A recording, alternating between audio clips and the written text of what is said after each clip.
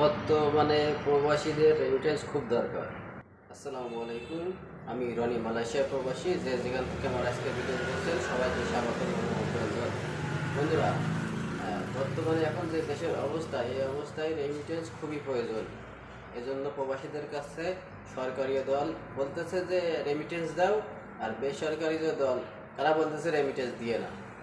কিন্তু আমার কথা আছে একটা, আমরা যখন বিপদে পড়ি, কই কোনো সরকারি দল কি বেসরকারি দল কি, কেউ কেউ আমাদের জন্য আন্দোলন করে? আপনারা কি দেখেছেন? এই যে গত করোনার সময় আমরা যে বিপদে পড়েছিলাম, অনেক বাংলাদেশি অনেক প্রবাসী বাংলাদেশে যে যে আটকা পড়েছিল, কই আমাদের নিয়ে তো কোনো আন্দোলন হয়নি। কেউ কি আমাদেরকে একটু সহযোগিতা করেছে?